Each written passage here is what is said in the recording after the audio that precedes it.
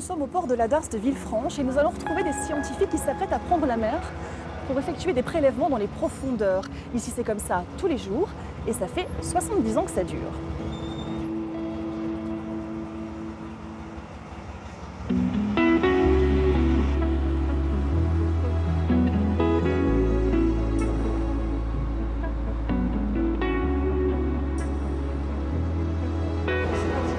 Alors capitaine, on met le cap vers où et pourquoi faire? Alors on va sur une zone qu'on a appelée point B.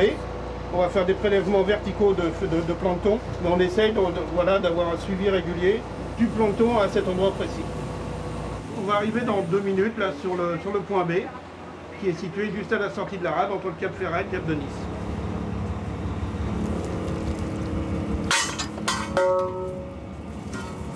Alors Marc Picheral, ces prélèvements dans la zone B sont effectués au quotidien. C'est vraiment quelque chose de très précieux ici à l'Institut de la mer. Expliquez-nous pourquoi. C'est un des rares points dans le monde à avoir une telle continuité dans le temps de prélèvements standardisés qui permettent de comprendre l'évolution des populations de plancton en même temps que l'évolution des conditions climatiques.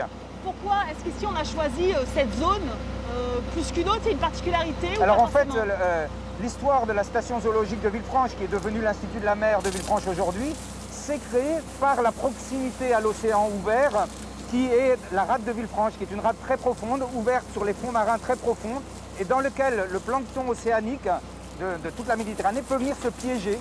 Donc ça permet aux biologistes d'accéder à un plancton qui nécessiterait des bateaux importants pour aller chercher au large ailleurs. C'est en fait ce qui est le plus précieux pour les scientifiques. Là, c'est une base de données. Et là, après ils cumulent et ils peuvent travailler dessus.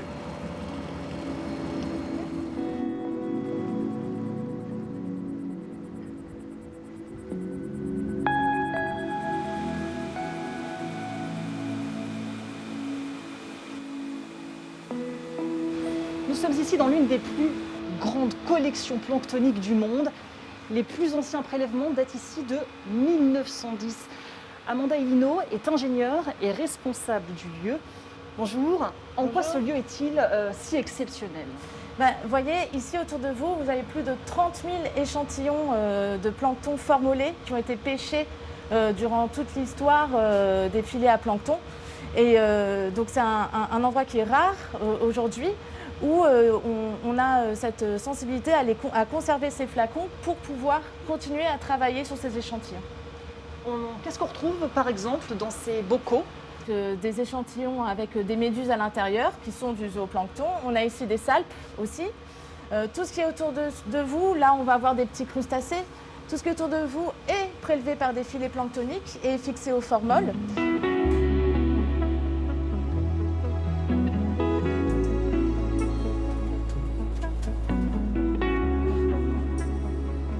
Villefranche est donc un site d'observation remarquable. Et ici, les équipes scientifiques développent des technologies de pointe pour en savoir toujours plus sur ce qui se passe dans les profondeurs. Je suis avec Marc Picheral. C'est vous qui avez mis au point le capteur que vous venez d'immerger sous l'eau. À quoi sert-il?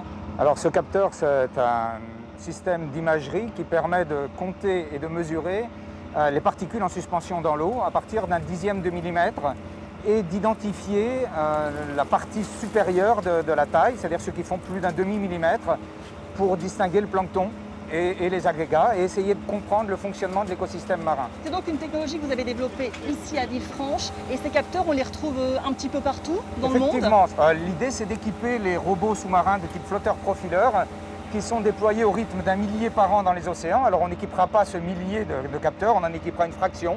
Mais c'est déjà très important en termes de connaissance de la biologie des océans à toute saison et en tout lieu.